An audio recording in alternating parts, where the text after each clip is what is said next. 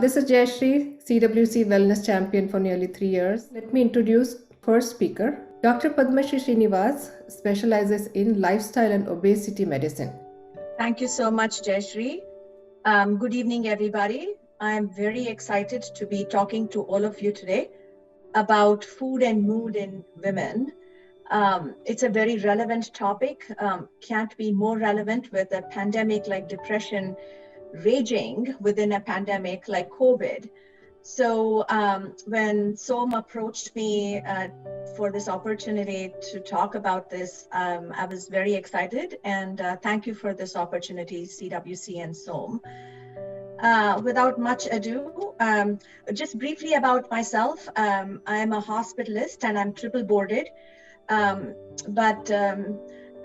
I mature in my professional career, I have acquired board certifications in lifestyle medicine as well as obesity medicine. And the fundamental principle of lifestyle medicine is that healing exists within yourselves. Your body has a tremendous ability to heal. And a lot of things that I learned in medical school, I have had to relearn, which is, the moment there was an illness, we were taught as prescribers to write a prescription, not recognizing that the body has an enormous ability to heal itself. So these days I take pride in actually going to my patients with stroke, heart attack at El Camino Hospital, and I tell them, hey, you know what? The best pharmacy is within yourself, right? The best healing factory exists within you if you just take the time to listen to your body and allow it to heal. And I tell them, you have an option. If you don't eat food as medicine, then you will start eating medicine as food. So I tell them that, and that's a very jarring moment for them. And so they take up and they sit up and take notice. So today, without much ado, I'm going to go ahead and talk to you all about food and mood in women, and we will explore some very interesting things that are at the forefront of neuropsychiatry. The focus on the topics tonight would be to review eating disorders and effects of chronic stress. We will also explore the gut-brain axis and its linkages to mental issues, the recent advances in managing anxiety with probiotics, prebiotics, synbiotics, and fecal microbiota transplantation via the concept of the gut-brain axis. So briefly reviewing eating disorders and effects of chronic stress, there are 6 main eating disorders: anorexia nervosa, bulimia nervosa, binge eating disorder, pica, rumination disorder, avoidant and restrictive food intake disorder. So anorexia nervosa is a very commonly heard of disorder where it typically afflicts younger girls, and they are extremely conscious of their body weight and they don't eat much. So this is all about starvation. And this has profound effects on their menstrual cycles, their body mass index, and it also leads to osteoporosis, a lot of complications. They don't vomit as much, they just don't eat. Bulimia nervosa, on the other hand, again afflicts younger women. And the chief difference is that these people don't starve. They have periods where they binge eat. And then they're very conscious about how this affects their caloric intake. So they start vomiting or they purge by using laxatives. Binge eating disorder is bulimia, but without the purging.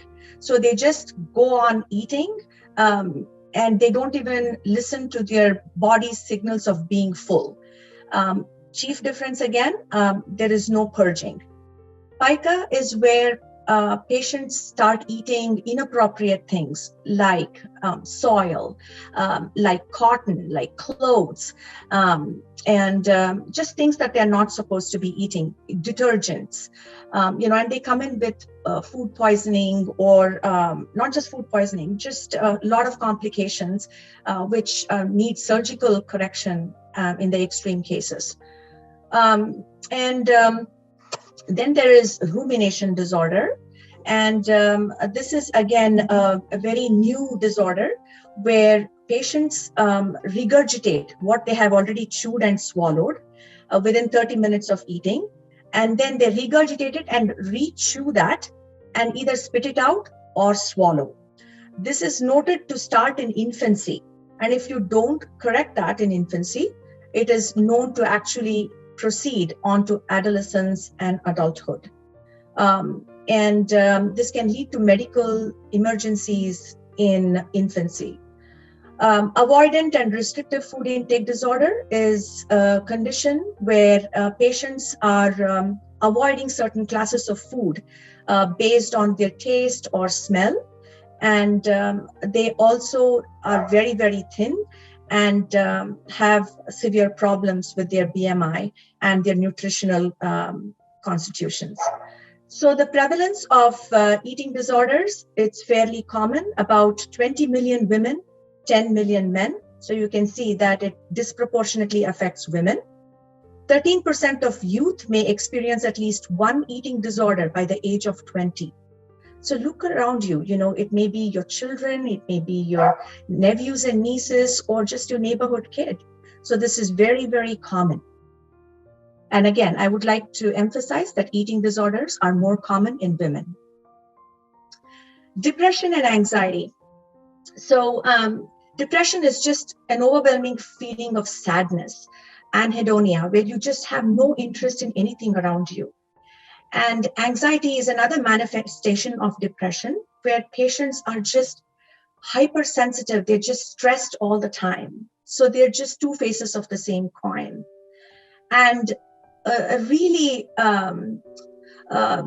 mind-breaking relevance was depression is an inflammatory disease. It's attributed to dysbiosis in the gut. So what is dysbiosis? It's basically when the bad bacteria in the gut outnumber the good bacteria. And diet is the single most important factor that influences the gut microbiome. And I bring this point up here because I want to emphasize in this talk the influence the gut microbiome has on our mind and on our brain, and how it afflicts all these psychiatric disorders. So increasing diet quality decreases levels of CRP, which is an inflammatory protein, C-reactive protein. So therefore, when you eat a good diet, the levels of CRP go down, which is a measurable marker of the inflammation in the body. So effect of diet quality on brain structure over time. So when you eat healthy, they have done MRI scans to look at the hippocampal volume.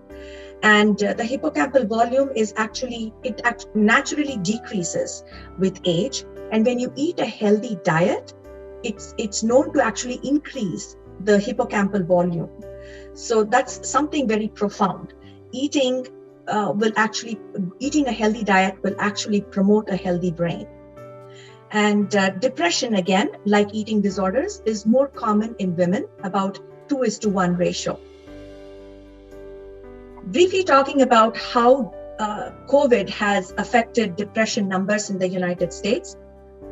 There was a survey of 1,000 people. 59% of them noted that they had mental health that had been affected by COVID-19. And the SAMHSA Disaster Distress Helpline noted a 338% call volume for emotional distress from February 2020 to March 2020. So within a month of COVID being declared a pandemic, there was a significant increase in call volume for emotional distress. 891% increase since March of 2019 to 2020. And there was a 34.1% rise in prescriptions for anti-anxiety medications, 18.6% rise in antidepressant prescriptions, and 14.8% rise in common anti-insomnia drugs. So you can see that COVID has really caused a lot of havoc in the minds of people, no kidding. So we just looked at, what are the eating disorders and what is depression. Let's go into looking at the causes of eating disorders. So genetics, right? We know that people who have parents or siblings with eating disorders are more prone to getting them. There's personality traits, again, that are significantly driven by genetics. And there's perceived pressures to be thin, through Instagram and TikTok, social media. There's a cultural preference for thinness, and promoting such ideals as certain eating disorders appear to be mostly non-existent in cultures. So if you just look at cultures that are outside the West, right, like ancient Indian cultures and such, they thought that being on the generous side of weight was noted to be healthy, but the Western ideals of thinness is spreading due to social media, and therefore there is this increased pressure amongst the younger generation to be of a smaller body weight. And there's differences in brain structure and biology in patients who have eating disorders. And of course, when you look at the hormonal factors, serotonin and dopamine may be key factors to causing eating disorders. So serotonin and dopamine are neurotransmitters. They're also noted to play a key role in stress and depression and anxiety as well. There's tryptophan as well, which is the precursor, that is the substrate that is needed for serotonin production. And how did serotonin come about? It's about 50 years ago when they found that diminished activity of serotonin pathways played a causal role in the pathophysiology of depression. So just remember these three hormones: serotonin, dopamine, tryptophan. They are the key players in causing these conditions. So the gut microbes, right? The bacteria in your gut. Basically, the gut is called the second brain right now, and it's a neurotransmitter factory. So 90% of serotonin is actually manufactured not in your brain, but actually in the neurons in the gut. And the gut microbes also produce GABA, which is gamma aminobutyric acid, glutamine, histamine, branch chain amino acids, lipopolysaccharides, short chain fatty acids, bile acids, and catecholamines. So I just wanted to throw in a fun fact, that we all have three brains: the head brain, which is the seat of logic and intellect, and you have the heart that actually controls the brain, and the gut, which is 90% of the body's serotonin involved in mood management is produced in the gut. So the head is actually controlled by the heart and the gut. So let's come to the gut-brain axis. It's actually a two-way street, and healthy gut is responsible for a healthy brain and vice versa. So changes in this bidirectional relationship or disequilibrium actually leads to the pathogenesis of gastrointestinal and neurological disorders. So what is the gut-brain axis? So it's chiefly composed of three key players, which is the hypothalamic pituitary adrenal axis. Then there is the immune pathway, which is composed of cytokines and chemokines, and the autonomic nervous system, where the cranial nerve vagus is a big player. So let's look at the vagus nerve. This is the longest cranial nerve. It comes out of the brain and wanders down into the gut.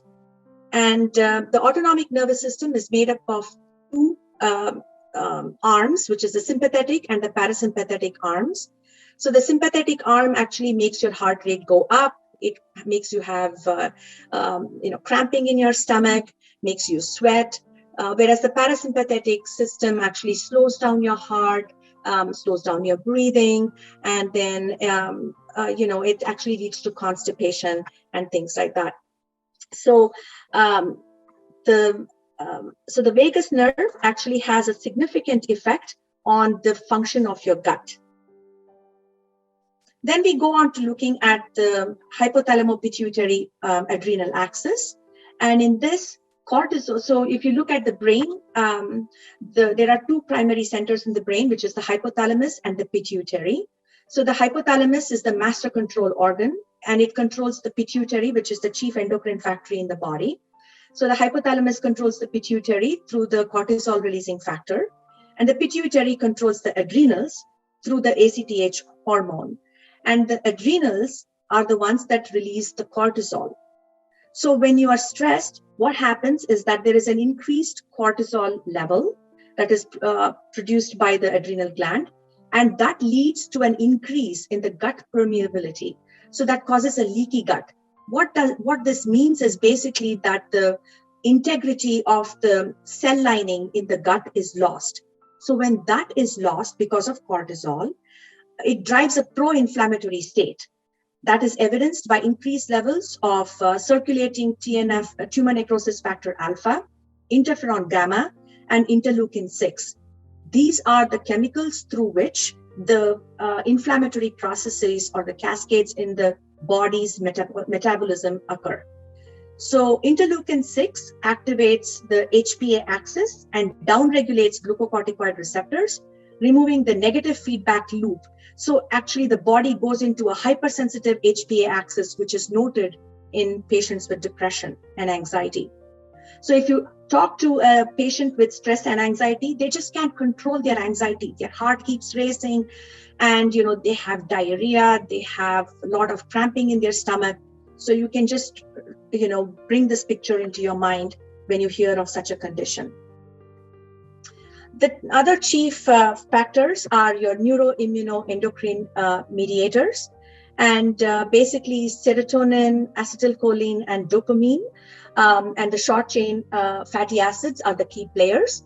So what happens is the gut bacteria called the lactobacillus can secrete acetylcholine, and there's the yeast and bacteria like Streptococcus, E. coli, Enterococcus, they can actually secrete serotonin, and the bacilli and Serratia can secrete dopamine.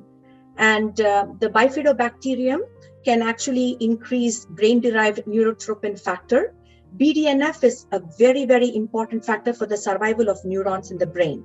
So you see how BDNF is actually produced not in the brain, but in the gut. So having a healthy gut is very, very important. And administering prebiotics is known to actually increase BDNF production in the brain. We're going to look at the role of lipopolysaccharides in inflammation. Remember, I told you depression is an inflammatory condition. And so the gut permeability issues under the effects of cortisol and inflammatory inducers like your tumor necrosis factor and the other inflammatory proteins, they cause an increase in lipopolysaccharides. And the lipopolysaccharides activate an inflammatory response, which in turn increases the indolamine dioxygenase, activating the kynurenine pathway. And the IDO, which is the indolamine dioxygenase, catabolizes tryptophan into kynurenine and its metabolites. This reduces the availability of tryptophan for production of serotonin, but also increases nitric oxide synthetase, thereby increasing oxidative stress. So at the cellular level, there's a lot of damage that is happening to patients with depression and other inflammatory states. And tryptophan is actually the substrate for serotonin. So when there is decreased tryptophan, there is decreased serotonin that's being made, worsening depression. So this is another slide that actually looks at an overview of what I've discussed so far. So the brain puts out communications to the microbiome, and then the microbiome communicates back to the brain through all these mechanisms that we just spoke about. So GBA, which is the gut-brain axis, also affects stress through, again, whatever I told you before, which is the 5-hydroxytryptophan, cytokines, bacterial molecules, which is short-chain fatty acids, and then it also affects the afferent nerve cells of the vagus nerve and the adrenergic nerve, causing a leaky gut. So just multiple pictures to drive home the point that stress is actually a disequilibrium between the brain and the gut. In this picture, we can look at healthy neurons, when the gut is working healthy, how it protects the neurons. And in the right side, you can look at a neuroinflammatory state where the shape of the cells are altered, and then there's breakdown of axons and astrocyte activation, which actually destroys the neurons. So this again happens because of gut dysbiosis, which is unhealthy bacteria overpowering the healthy bacteria. So we spoke so much about the gut microbiome, but let's look at what they are right now. So the gut microbiome are cells of the gastrointestinal tract that are under the influence of the gut microbiome. And recent evidence suggests that the gut microbiome plays an important role in the GBA structure, which is the gut-brain axis structure. So there are 4 major bacteria in the gut microbiome, which are Bacteroidetes, Firmicutes, Proteobacteria, and Actinobacteria. And the phyla changes of the Firmicutes is associated with depression. There are 2 minor bacteria, which is Verrucomicrobia and Fusobacteria, and all these bacteria are very sensitive to change. So disruptions to the gut microbiome leads to allergies, autoimmune diseases like Crohn's disease, and ulcerative colitis. It leads to obesity, and it leads to neuropsychiatric disorders that we are discussing today, including mood disorders and depressive behavior. So these are some fun facts about gut microbiota. The gut microbiota can weigh up to 1 to 2 kilos, and 95% of the bacteria that exist in our body, there's about 100 trillion bacteria in our body. And so 95% of them exist in the gut. And if you want to know how big our gut is, it's as big as 2 tennis courts. And bacteria are about 10 to 50 times smaller than human cells. So that's how we're able to pack in such a vast number of bacteria in our body.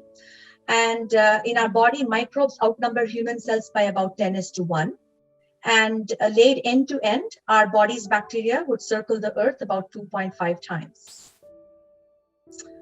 So we look at how does the gut microbiome get into our body?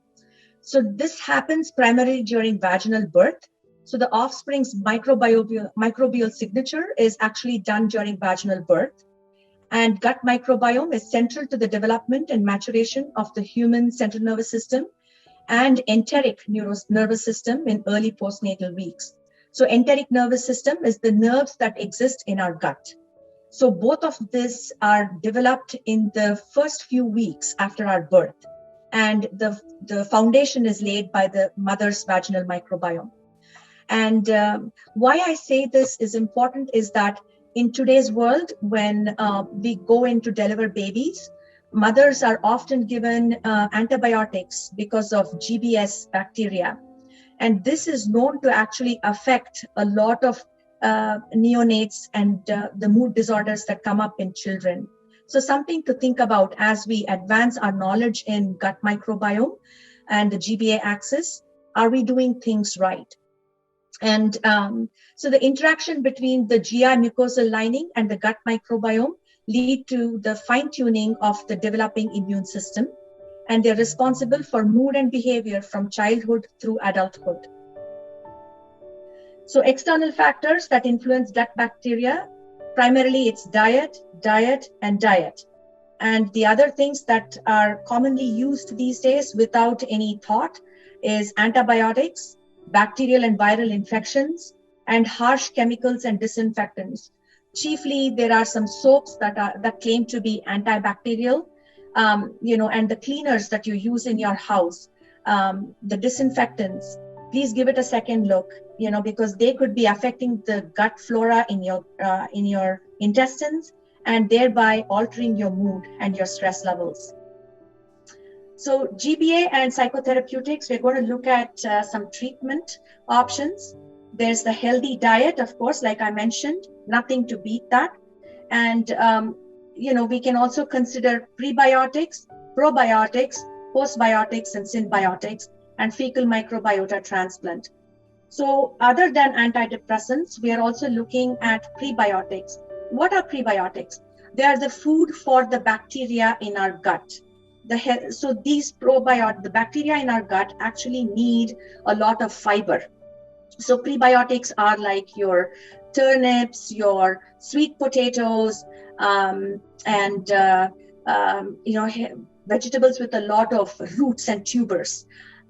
So they are actually, the gut bacteria just love these foods.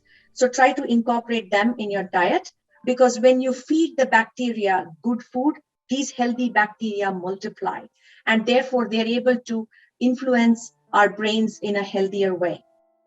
Probiotics, on the other hand, are the healthy bacteria themselves. These days, they're available as capsules, as medications. So when patients come to the hospital with infections, and I put them on antibiotics to kill the unhealthy bacteria, these antibiotics can also kill healthy bacteria. So I give my patients probiotic pills. And there are many different kinds of bacteria that go into populating these probiotic pills. And the postbiotics are basically the waste material that are actually produced by the probiotics. But these waste materials are the mechanisms through which the bacteria affect our brain. So these postbiotics actually help maintain the gut lining, keep it actually from breaking down and keep it intact. So the postbiotics can just be increased in amount by improving the population of probiotics, and probiotics can be improved again by giving them prebiotics. So they're all interlinked. And symbiotics are basically a combination of prebiotics and probiotics. So these are being extensively utilized in treatment of depression in patients with depression and anxiety these days. This is not the forefront. I would like to tell you that this cannot be the mainstay of treatment until we know more. There was a study where rats were given citalopram, which is a common antidepressant, and probiotics. And how did we know the rats were depressed, right? So we actually took the rats away from their newborns. So the mother rats became very depressed when separated from their newborns.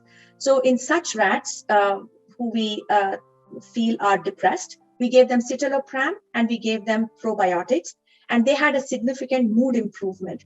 But when we gave them just citalopram, the improvement was very little. When we gave them just probiotics, the improvement was very little. But a combined therapeutic approach with probiotics and antidepressants seemed to bring about a significant improvement. Now, you may say that I'm contradicting myself, but like I said, this is just in its infancy. We have now noticed the effects of these gut biome on our mood. And I think the day is not far off when these bacteria can actually become the mainstay of treatment. Why are we not there yet? Because there are 10,000 different species of bacteria in our gut.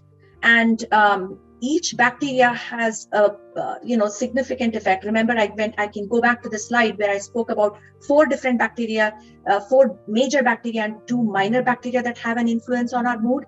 So we need to tease out the specific bacteria that have the most profound influence and actually give them as medications. And that will seem to have a significant effect on treatment. Now, in patients with significant depression who have not responded to treatment, who are suicidal, in spite of all treatments, including electroconvulsive therapy, we can try fecal microbiota transplant, where we take the feces of a healthy person and actually transplant it into the gut of these patients to see if there's improvement. Again, these are all in the investigative stages, and we are eagerly waiting for more to come out. So in conclusion, I would like to say, listen to your gut, care for your gut, because a healthy gut is a healthy mind. And look at your salad, the antipasto, right? Because if you don't eat enough antipasto, then you'll need antidepressants.